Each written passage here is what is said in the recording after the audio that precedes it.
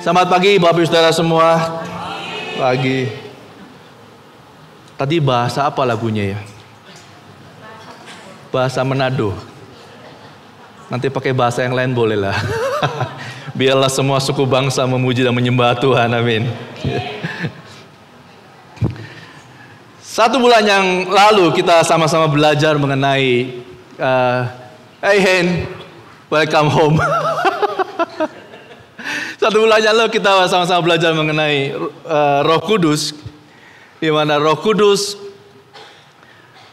adalah pribadi Allah yang mengajarkan kita mengenai kebenaran dan menuntun kita kepada seluruh kebenaran, mengingatkan kita akan setiap kebenaran yang kita sudah mengerti, yang sudah kita baca. Roh Kudus juga adalah pribadi yang akan mengatakan hal-hal yang akan datang, yang akan menuntun kita di dalam menjalani kehidupan kita pribadi lepas pribadi. Roh Kudus juga yang memberikan kita kuasa untuk kita bisa pada akhirnya menghasilkan buah-buah roh dalam kehidupan kita. Sehingga dengan buah roh yang kita hidupi, yang kita hasilkan, ini akan berdampak bagi dunia ini. Sehingga ketika orang melihat kita, mereka melihat siapa Tuhan yang kita sembah, siapa Tuhan yang ada di belakang kita. Roh Kudus juga adalah pribadi yang memberikan kita kuasa karunia. Sehingga ketika kita pergi ke dunia, kita bisa menjawab kebutuhan dunia ini dengan semua karunia yang Tuhan berikan sesuai dengan kehendak keinginannya. Dengan satu tujuan, semuanya adalah berujung kepada bagaimana membawa kemuliaan bagi nama Tuhan.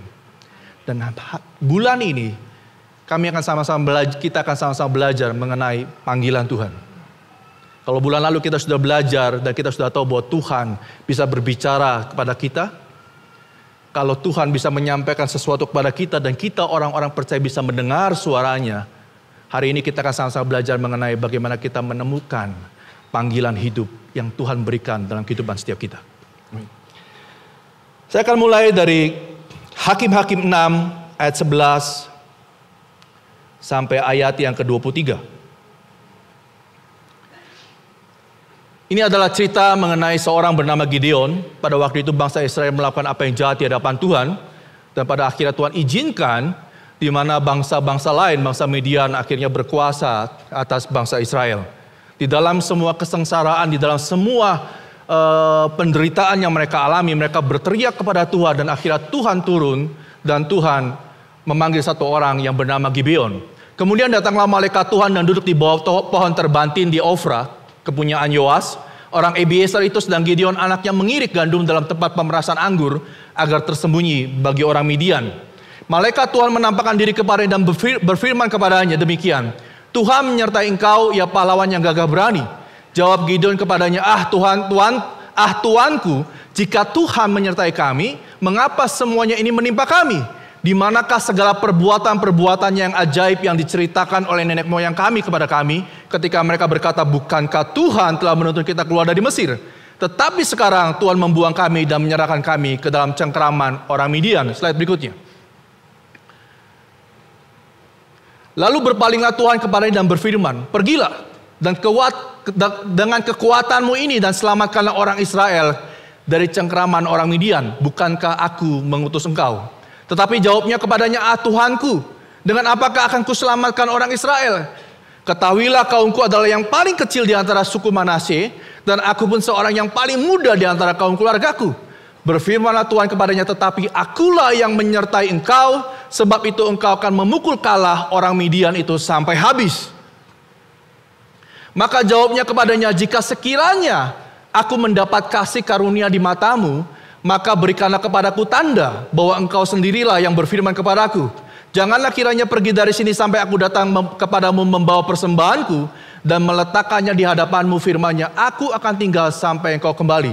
Masuklah Gideon ke dalam lalu mengolah seekor anak kambing dan roti yang tidak beragi dari seeva tepung. Ditaruhnya daging itu ke dalam bakul dan kuahnya ke dalam periuk.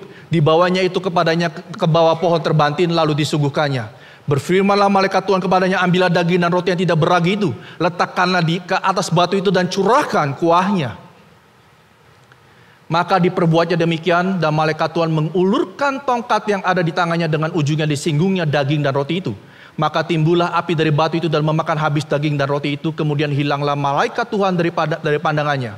Maka tahulah Gideon bahwa itulah malaikat Tuhan, lalu katanya, celakalah aku. Tuhanku Allah, sebab memang telah kulihat malaikat Tuhan berhadapan muka. Tetapi berfirmanlah Tuhan padanya, selamatlah engkau, jangan takut, engkau tidak akan mati.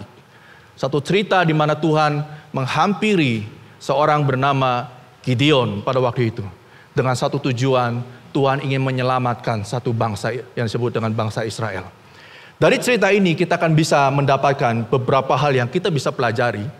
Saya tidak akan berbicara mengenai panggilan secara khusus, karena setiap orang pasti punya panggilan masing-masing yang berbeda satu dengan yang lain. Sama seperti tema tahun ini, tema kita adalah Building Together, diambil dari satu kitab Ezra, di mana ada orang-orang yang dipanggil menjadi seorang imam, ada orang juga yang dipanggil menjadi seorang nabi, ada juga orang yang dipanggil untuk menjadi seorang yang membangun bait Allah, membangun tembok Yerusalem, membangun orang-orang yang ada. Setiap orang punya panggilan yang berbeda. Tetapi yang saya ingin bagikan hari ini adalah berbicara mengenai satu hal prinsip mengenai panggilan itu sendiri. Prinsip yang pertama yang saya bagikan adalah panggilan dinyatakan oleh Tuhan sendiri. Gideon, Hakim-Hakim 6 ayat 14. Lalu berpalinglah Tuhan kepadanya dan berfirman, pergilah dengan kekuatanmu ini dan selamatkanlah orang Israel dari cengkraman orang Midian, bukankah aku mengutus engkau? Seringkali kita berpikir bahwa kita menjadi orang Kristen adalah orang yang perlu untuk mengejar panggilan dalam hidup kita. Which is gak ada yang salah dengan itu. Terus kita berusaha, terus kita mencari apa yang Tuhan mau dalam hidup kita. Apa yang Tuhan inginkan untuk kita lakukan. Pelayanan apa atau panggilan apa yang Tuhan mau untuk kita lakukan. Saya pikir setiap kita hari ini, tempat ini sudah pernah melakukan banyak pelayanan. Dari setup, dari usher, dari singer, dari WL. Bahkan saya juga sudah mencoba untuk menjadi singer, saya sudah mencoba menjadi WL. Dan akhirnya saya tahu, saya bukan WL. Saya bukan singer. Dan sudahlah, cukup kasih karunia Tuhan bagiku. Jadi kalau saudara tanya cita-cita saya bukan jadi pengkhotbah. Cita-cita saya itu jadi WL dari dulu. Tapi saya tahu dan saya sadar diri, saya punya keterbatasan. Dan saya bilang, Tuhan cukup kasih karuniamu bagiku. Biarlah itu menjadi bagian orang lain yang punya panggilan di sana. Dan saya mengerjakan apa yang Tuhan sudah siapkan dan sediakan bagi saya. Tapi hal yang penting adalah panggilan itu berasal atau datangnya dari tangan Tuhan sendiri. Dari mulut Tuhan sendiri. Jadi kadang-kadang kita nggak perlu, maksud saya gini. Kita mencari, tapi kita tidak perlu memaksakan sesuatu. Kalau memang itu bukan panggilan kita, ya sudah. Sampai suatu hari nanti Tuhan akan menunjukkan dalam hidup kita, ini loh panggilan hidupmu. Saya, ya mungkin para pemusik tidak setuju dengan ini, tapi ya gak apa-apa. Tapi saya udah mencoba les gitar. Saya udah mencoba les drum. Lagi muda, lagi saya masih belasan tahun. Saya udah mencoba latihan demi latihan. Tapi saya nggak tahu tempo. Selalu bablas kalau nyanyi. Satu itu. Kedua, kalau saya nyanyi liriknya selalu jadi berbeda. Jadi kalau saya nyanyi di rumah, istri saya selalu bilang sama anak-anak saya, itu lagu yang mana? Saya mencoba menghafal, saya coba mengingat, ya begitu. Tapi ya udahlah, walaupun mungkin bisa belajar, tapi kalau hari ini saya harus belajar lagi udah terlalu jauh. Mau berapa lama lagi saya belajar. Tapi pada akhirnya saya mulai menemukan, oh ini panggilan hidup saya. Oh ini yang Tuhan tunjukkan dalam kehidupan saya. Saudara tahu gimana saya menemukan panggilan khotbah saya? Saya menemukan panggilan khotbah itu sebenarnya awal panggilan saya adalah pendoa syafaat. Jadi suatu hari saya ikut satu kumpulan orang-orang yang berdoa di kota Bandung. Bukan kota Bandung, waktu itu ada satu pertemuan doa. Dan saya pergi satu pertemuan doa. Dan waktu saya pulang naik angkot, saya bersama dengan satu orang pendoa lagi. Dan seorang pendoa ini bilang, Dik, kalau kamu berdoa, saya merasakan sesuatu yang berbeda. Saya nggak terlalu mengerti hari itu, tapi saya mulai merasakan bahwa iya, saya mulai menemukan bahwa saya adalah seorang yang pendoa, orang yang berdoa. Lalu akhirnya saya berkumpul dengan pertemuan orang-orang yang suka berdoa dari minggu ke minggu, dan sampai satu kali ada satu orang yang bilang, Dik, mau nggak kamu share sesuatu tentang firman Tuhan? Dan waktu saya bilang, ya coba aja, saya bilang, apa yang ada di hati saya coba untuk bagikan. Sampai saya mulai membagikan, dan waktu membagikan, orang-orang mulai berkata, saya melihat ketika kamu membagikan sesuatu, ada sesuatu yang berbeda. That is the way, cara Tuhan akhirnya membuat saya akhirnya menemukan panggilan hidup saya. Saya mencarinya yang lain, tapi saya menemukannya yang berbeda. Karena pada akhirnya Tuhanlah yang akan menuntun kita kemana Ia hendak menuntun kita. Abraham, Kejadian 12 ayat 1. Berfirmanlah Tuhan kepada Abraham, pergilah dari negerimu dan dari sanak saudaramu dan dari rumah bapamu ini ke negeri yang akan kutunjukkan kepadamu. Lagi, Tuhanlah yang datang menghampiri kepada Abraham dan menunjukkan apa yang harus dia lakukan. Dia yang memanggil Abraham untuk keluar dari rumahnya. Slide berikutnya. Jadi sekarang pergilah, aku mengutus engkau kepada Firaun untuk membawa umatku orang Israel keluar dari Mesir. Musa juga menemukan panggilannya. Karena Tuhan yang turun ke dunia. Tuhan yang menunjukkan dirinya kepada Musa. Dan Tuhan yang berkata kepada Musa, pergilah kepada Firaun. Slide berikutnya. Bahkan kepada Yosua pun, hambaku Musa telah mati. Sebab itu bersiaplah sekarang, seberangilah sungai Yordan, engkau dan seluruh bangsa ini menuju negeri yang akan kuberikan kepadamu, kepada orang Israel itu. Lagi-lagi, ketika kita berbicara mengenai panggilan Tuhan, pada akhirnya kita harus menyadari bahwa panggilan itu datangnya dari tangan Tuhan, dari mulut Tuhan sendiri. Kita bisa merancangkan perkara yang kita inginkan, tetapi kita pun harus tahu segala rancangan Tuhanlah yang akan tergenapi dan terjadi dalam kehidupan kita. Bukan berarti kita pasif dan tidak melakukan apa-apa, kejarlah. Tetapi kita harus tahu, ketika engkau mengejar sesuatu dan engkau menyadari bahwa itu bukan panggilanmu, bersyukurlah dengan apa yang sudah Tuhan berikan. Dan kerjakanlah apa yang sudah Tuhan tunjukkan dalam kehidupanmu. Yang menarik yang saya bagikan adalah begini. Sambil kita mencari atau menunggu panggilan Tuhan dalam kehidupan kita, apa yang kita perlu lakukan sebagai orang-orang yang percaya? Persiapkanlah hidup kita di hadapan Tuhan.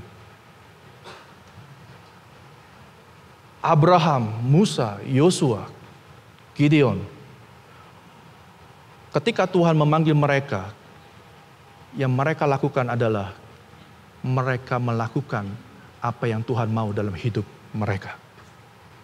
Sebelum kita menemukan panggilan Tuhan, yang perlu kita lakukan atau perlu kita persiapkan adalah bagaimana kita mempersiapkan diri kita sebelum kita menemukan panggilan Tuhan. Itu yang paling penting. Karena apa? Karena saya belajar begini.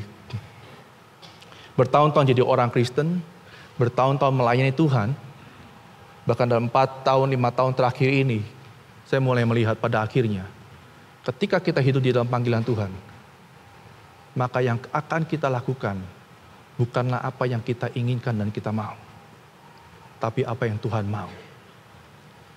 Bahkan mengenai gereja ini pun, apa yang diputuskan bukanlah apa yang saya mau untuk saya putuskan, tetapi apa yang Tuhan mau untuk gereja ini diputuskan. Sebelum saya menjadi seorang dokter, yang saya harus punya adalah hati yang punya belas kasihan dan mengasihi orang lain. Ketika saya menjadi seorang dokter, itulah yang akan menentukan saya menjadi seorang dokter yang seperti apa.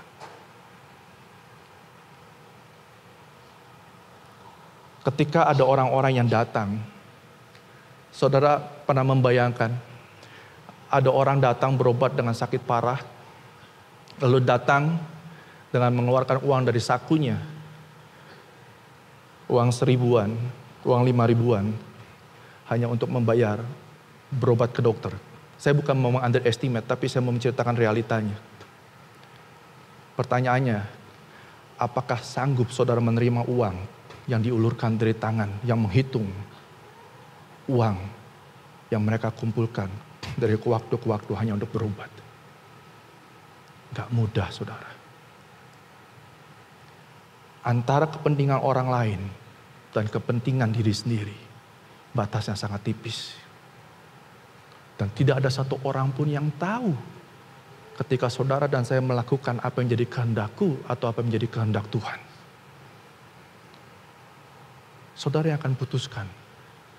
Tapi jauh lebih berharga daripada cuma sekedar label dan identitas adalah bagaimana kita mempersiapkan hidup kita di hadapan Tuhan.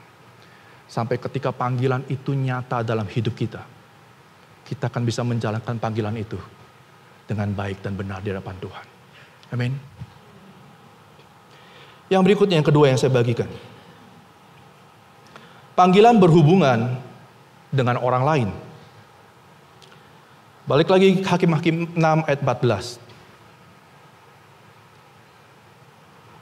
Lalu berpalinglah Tuhan kepadanya dan berfirman, pergilah dengan kekuatanmu ini dan selamatkanlah orang Israel dari cengkraman orang Midian. Bukankah aku mengutus engkau? Pada waktu Tuhan memanggil Gideon, Tuhan memanggil Gideon bukan untuk dirinya sendiri.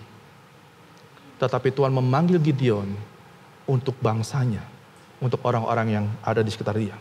Kejadian 1 ayat 28. Allah memberkati mereka. Lalu Allah berfirman kepada mereka, beranak cuculah dan bertambah banyak. Penuhilah bumi dan taklukkanlah itu. Berkuasalah atas ikan-ikan di laut dan burung-burung di udara dan atas segala binatang yang merayap di bumi. Bahkan kalau kita flashback balik ke penciptaan, ke kejadian pada awal mulanya. Ketika Tuhan memanggil Abraham dan Tuhan memberikan satu tujuan kepada Abraham. Tujuannya itu adalah untuk beranak cucu dan berkuasa menaklukkan dunia yang Tuhan sudah ciptakan. Lagi Tuhan menunjukkan, firman Tuhan menunjukkan, ketika panggilan itu dinyatakan, maka ada tujuan di mana orang yang dipanggil itu melakukan sesuatu bagi orang yang ada di luar sana. Kisah Rasul 1 ayat 8. Tetapi kamu akan menerima kuasa kalau Roh Kudus turun ke atas kamu. Dan kamu akan menjadi saksiku di Yerusalem dan di seluruh Yudea dan Samaria dan sampai ke ujung bumi. Dan bahkan ketika Yesus akan terangkat ke surga pun, dia mengatakannya, kalau Roh Kudus turun ke atasmu, kamu akan menerima kuasa. Dan kamu akan tahu apa yang harus kamu lakukan, yaitu untuk menjadi saksi Tuhan di Yerusalem, Yudea, Samaria sampai ke ujung bumi. Saya berharap saudara bisa melihat pattern ini. Saya berharap saudara bisa melihat siapa Tuhan hari ini. Bagaimana Tuhan bekerja, seperti apa karakternya Tuhan. Ketika Tuhan memberikan panggilan atau memanggil setiap kita, Tuhan pasti punya tujuan. Bukan untuk diri sendiri. Ketika Tuhan memanggil saya untuk jadi seorang dokter, bukan untuk saya sendiri. Bukan berarti tidak perlu mengasihi diri sendiri. Kasihlah sesama manusia seperti engkau mengasihi dirimu sendiri. Ada partnya di mana saudara mengasihi diri sendiri, tapi ada partnya juga saudara perlu belajar memperhatikan orang lain. Patternnya Tuhan, gayanya Tuhan, karakternya Tuhan sama.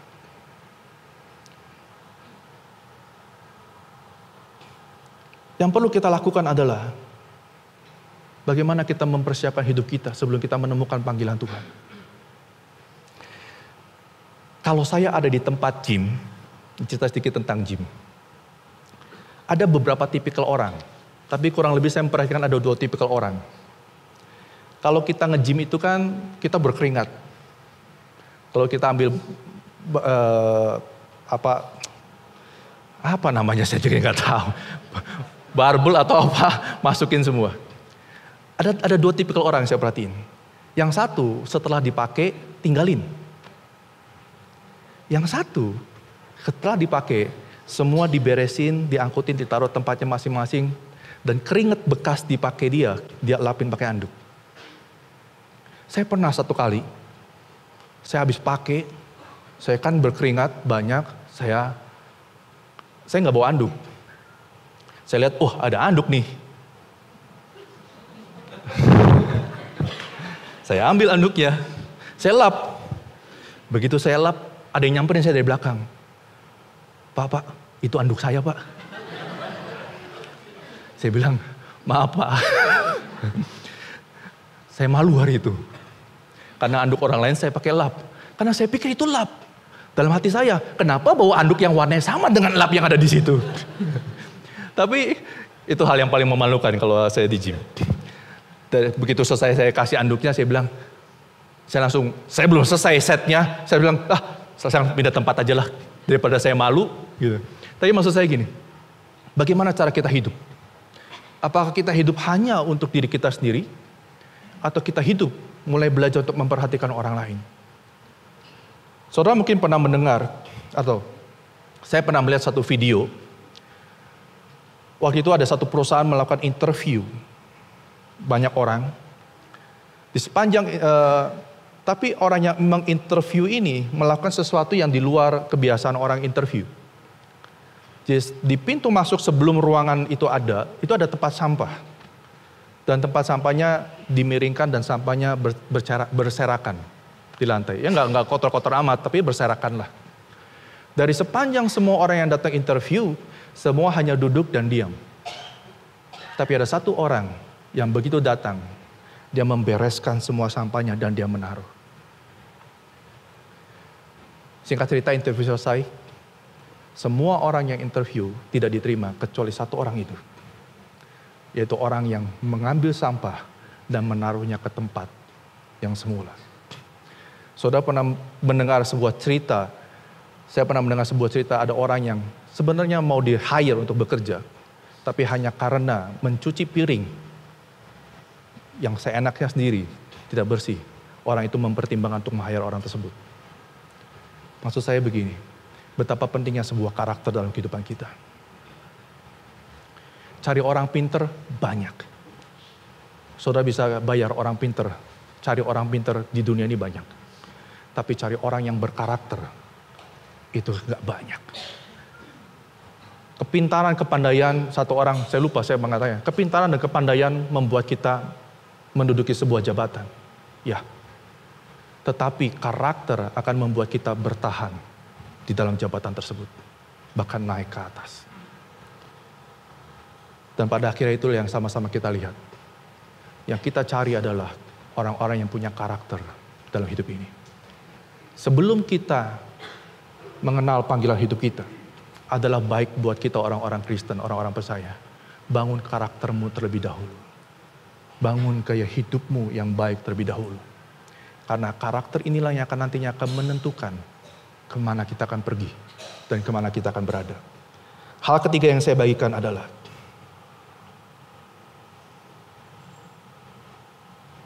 panggilan dimulai dari hal yang kecil. Hakim-Hakim 6 berikutnya. Pada malam itu juga Tuhan berfirman kepadanya, ambillah seekor lembu jantan kepunyaan ayahmu, yakni lembu jantan yang kedua, berumur 7 tahun, runtuhkanlah mezbah Baal kepunyaan ayahmu dan tebanglah tiang berhala yang di dekatnya. Sebelum Gideon pergi menyelamatkan bangsa Israel, Tuhan kasih small project dulu. Pergi ke rumahmu, singkirkan Baal yang ada dalam rumahmu. Kejadian 1 ayat 27. Allah memberkati mereka, lalu Allah berfirman kepada mereka, beranak cuculah dan bertambah banyak, penuhilah bumi dan taklukkanlah itu. Lagi kepada Abraham, beranak cucu dulu, lalu taklukkanlah dunia. Kalau kita hari ini tidak bisa mengurus rumah tangga kita, maka akan sulit buat kita untuk mengurus dunia. Quote and quote maksud saya. Bisa jadi ada satu kejadian yang khusus, tapi lihat patternnya apa yang Tuhan kerjakan. Bahkan kalau saya boleh tarik lebih dulu, lebih dalam lagi, sebelum ayat 27 Tuhan bilang, marilah kita menciptakan manusia menurut gambar dan rupanya kita. Lalu diciptakannya manusia laki-laki dan perempuan. Baru setelah itu Tuhan tuliskan di sini untuk beranak cucu. Kalau saya boleh tarik jauh lebih dalam lagi, kalau saudara kita nggak bisa ngurus diri kita sendiri, gimana kita ngurus pasangan kita? Gimana kita ngurus anak-anak kita? Gimana kita ngurus pelayanan kita? Gimana kita ngurus ministry, pekerjaan, perusahaan yang kita punya, yang ada yang diberikan kepada kita? Jadilah gambar dan rupanya Tuhan. Bangunlah hidupmu terlebih dahulu untuk menjadi gambar dan rupanya Tuhan. Artinya apa? Latihlah hidupmu. Kalau Pak Mike kemarin bilang, hasilkanlah buah-buah roh dulu dalam hidupmu. Kalau kita bisa membentuk hidup kita, maka kita akan bisa membentuk orang lain. Ketika kita bisa membentuk 1-2 orang, kita akan bisa membentuk satu kelompok. Ketika kita bisa membentuk satu kelompok, kita akan bisa membentuk satu organisasi dan seterusnya. Tapi lihat patternnya bagaimana Tuhan bekerja. Slide berikutnya.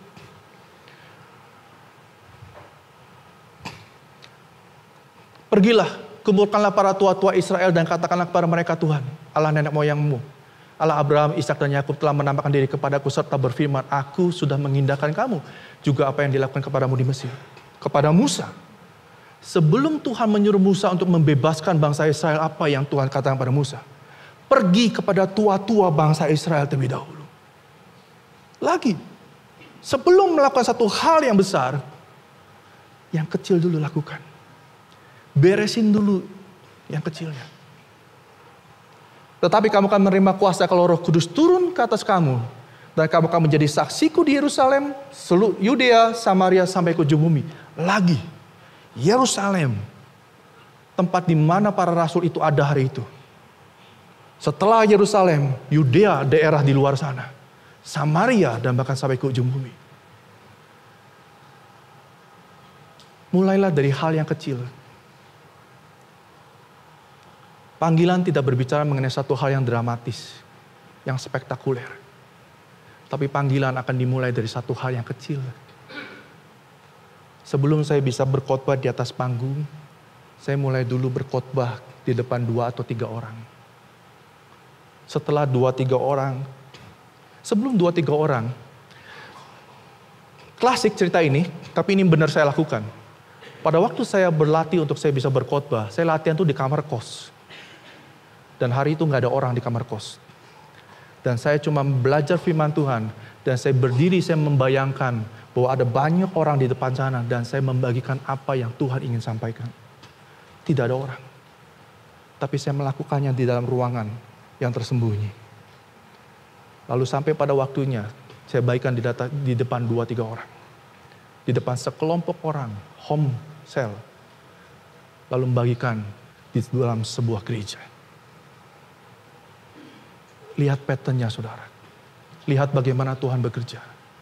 Kalau kita hari ini mengharapkan bahwa panggilan adalah sesuatu hal yang spektakuler.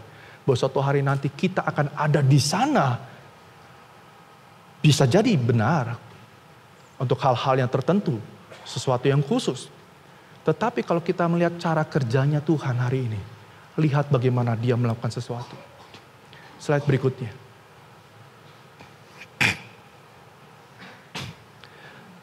Saya nggak tahu, saudara tahu ini nggak? Tapi saya juga baru tahu, jujur. Ini adalah Apple One. Ini Apple II. Dan ini adalah Macintosh. Tahun 1976, Steve Jobs dan teman-temannya menciptakan Apple One. Apple One itu gini, Apple One itu yang hijaunya aja saudara. Ininya nggak ada, ini bukan Apple One, ini bukan. Ini yang hijaunya aja. Hanya papan PCB. Yang akhirnya punya monitor colokin, keyboard colokin, power supply colokin. Itu Apple One. 1976. Lalu 1977. Apple II diciptakan. Dengan sudah ada casingnya. Yang dari plastik dan ada keyboardnya. Lebih menarik. Tapi belum ada monitornya. Jangan bayangin kayak sekarang. Lalu tahun 1979, Steve Jobs dan beberapa leader yang lainnya yang ada di Apple, mereka pergi ke satu perusahaan yang disebut Xerox. Xerox apa Xerox nyebutnya saya nggak tahu. Di sana mereka melihat ada satu komputer namanya komputer Alto. Di situ Xerox lagi mengembangkan satu komputer yang berbasis grafik interface dan mouse. Jadi hari itu belum ada mouse. Satu-satunya yang ada mouse itu cuma Xerox. Dan waktu Steve Jobs lihat mouse itu dan grafik interface itu, dia mulai melihat, wah, ini bisa dipakai oleh semua orang. Karena yang menggunakan ini hanya kalangan orang tertentu. Yang bisa menggunakan ini juga mungkin hanya orang-orang tertentu. Tapi karena dia pergi dan waktu dia pulang dari perjalanannya bersama dengan timnya, akhirnya dia menciptakan dalam perjalanannya Macintosh. Komputer yang ada grafiknya, ada gambarnya, ada icon, ada window. Saya nggak tahu zaman dulu kalau nggak ada gambar gitu gimana caranya, mengetik-ketik itu kali ya. Mungkin yang orang IT lebih tahu, ketik-ketik semuanya. Nggak ada gambar, nggak ada Windows, nggak ada icon yang harus dipencet, nggak ada. Tapi karena perjalanannya dia untuk belajar, Dan akhirnya dia menemukan, oh ini. Kenapa bukan Xerox yang membuatnya menjadi lebih booming? Karena hari itu perusahaan Xerox hanya fokus kepada mesin fotokopi. Tapi hari itu Steve Jobs punya mimpi yang besar. Ini bisa dipakai oleh semua orang. Dan lahirlah Macintosh. Dan dari Macintosh hari ini kita bisa punya laptop. Yang kita bisa carry, kita bisa bawa kemanapun kita pergi. Dan semua orang bisa punya dan bisa pakai dan bermanfaat buat kita semua. Tapi semuanya start from small. Sesuatu yang gak pernah kelihatan, yang gak pernah dilihat, yang gak pernah dipandang. Bahkan hari ini kalau kita lihat ini barang apa ini? Anak-anak kita hari ini kalau lihat ini barang apa? Mungkin begitu lihat diinjek hari ini. Maksud saya, ayo jalani panggilan Tuhan. Cari panggilan Tuhan. Roh Tuhan bisa berbicara kepada setiap kita dan kita bisa mendengar suara Dia. Tetapi sekali lagi, take action, slide terakhir. Panggilan Tuhan tidak selalu datang dalam bentuk yang dramatis dan spektakuler. Tetapi sebelum panggilan itu datang dan Tuhan menunjukkan panggilan hidup kita, milikilah karakter yang baik. Milikilah karakter yang memperhatikan orang lain. Yang other center. Yang bukan semuanya buat saya. Saya mengejar panggilan ini buat saya. Biar saya satisfy, saya puas, saya hidup sebagai orang Kristen. Sehingga kalau saya nanti ditanya sama Tuhan di surga, kamu sudah menyelesaikan panggilanmu belum? Sudah Tuhan, aku puas dengan apa yang sudah aku kerjakan. Which is gak ada yang salah dengan itu. Tapi ada satu hal yang lebih daripada sekedar itu. Milikilah hati yang other center. Yang apa yang orang lain butuhkan hari ini. Bukan cuma egois saya mau ini. Gimana saya. Tapi lihat orang-orang yang ada di sekitar kita. Milikilah visi, milikilah hati, milikilah karakter yang mau melihat orang lain. Karena panggilan Tuhan akan selalu berbicara mengenai orang lain. Tuhan memanggil kita. Sudah lunas. Bagian kita cuma udah diselamatkan selesai. Bukankah Paulus juga mengatakan lebih baik hari ini sebenarnya kalau boleh, ya kalau saya ke surga jauh lebih baik. Sudah di surga dan sudah bersama dengan Bapa di surga. Tapi lebih berguna bagiku, kata Paulus, untuk aku tinggal di dunia ini, untuk aku bisa memberitakan Tuhan kepada dunia. Karena bukankah itu juga hatinya Tuhan bagi setiap kita? Dia turun ke dunia bukan hanya untuk dirinya sendiri dilayani, tapi dia mengambil rupa manusia untuk dia bisa melayani orang lain. Sekali lagi kalau kita bisa melihat Tuhan hari ini, dan bagaimana Tuhan bekerja, bagaimana karakternya Tuhan, bagaimana hatinya Tuhan, itu hatinya Tuhan. Bukan berarti kita mengesampingkan kepentingan kita sendiri. Tetap peliharalah anak cucu kita. Peliharalah hidup kita. Tapi seperti firman Tuhan katakan, cukupkanlah dirimu dengan segala apa yang ada padamu. Dan mulailah engkau beranjak kepada satu hal yang jauh lebih mulia, yang lebih suci, yang berkenan, yang sedap didengar. Yaitu melihat orang lain berharga, orang lain bertumbuh, orang lain maju, orang lain berkembang, orang lain menemukan panggilan Tuhan dalam hidup mereka. Yang terakhir, milikilah karakter yang setia dalam melakukan hal-hal yang kecil. Kalau hari ini saudara sedang melakukan hal-hal yang kecil, mungkin saudara berpikir, apa yang saya lakukan?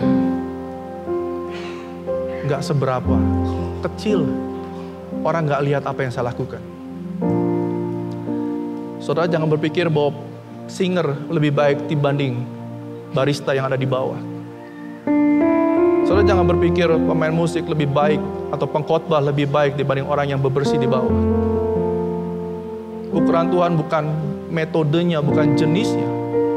Tetapi Tuhan melihat apa yang kamu lakukan dalam hidupmu di hadapan Tuhan.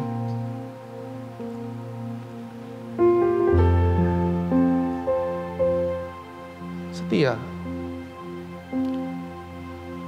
Setia dalam perkara kecil. Sama seperti Tuhan setia dengan 12 orang muridnya. Dia temanin selama 3 tahun, mungkin lebih. Sampai akhirnya dia sendiri harus pergi. Tetapi kepergiannya itu adalah baik buat mereka yang 12 ini. Karena dengan kepergiannya, yang 12 ini akan pergi ke seluruh dunia. Kalau hari ini kita bisa berimpact kepada satu orang dalam hidup kita, jangan terlalu berpikir bahwa panggilan adalah berbicara yang spektakuler dan dramatis. Mari kita mulai melihat siapa orang di kiri, kanan kita, depan, belakang kita. Memuridkan satu orang, membawa satu orang bertumbuh, mengenal Tuhan, melakukan firman Tuhan, terbebas dari dosa, menang atas setiap pergumulan mereka, menjadi pendengar yang baik buat orang-orang yang ada di samping kita, menolong walaupun cuma sekedar mie instan yang ada bagi orang yang ada di samping kita. That is the calling. Itulah panggilan sesungguhnya. Mungkin panggilan saudara tidak akan pernah punya label dan tidak ada identitasnya.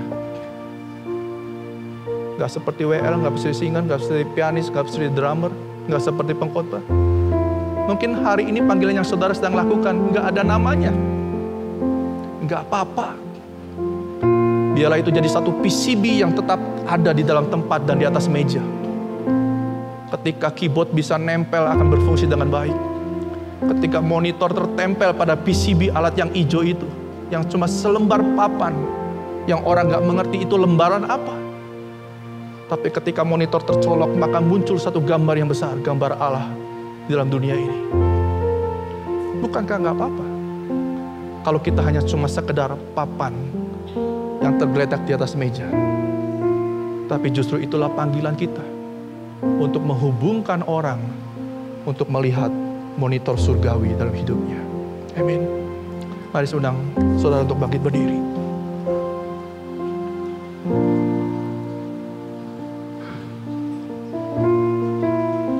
Saya undang tim musik.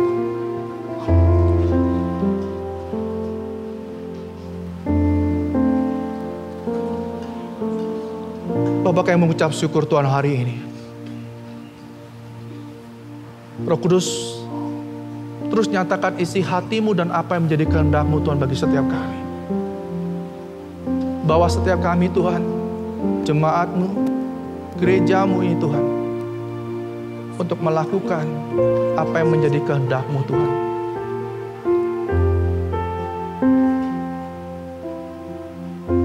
Teruslah Engkau berbicara dalam hati setiap orang Tuhan. Nyatakan isi hatimu. Teguhkan Tuhan apa yang sudah mereka lakukan dan apa yang sedang mereka lakukan. Sekalipun mungkin hari ini mereka tanpa nama, tapi teguhkanlah mereka Tuhan, bahwa mereka melakukan apa yang benar di hadapan Engkau. Yes. Berkati Tuhan jemaat-Mu Tuhan.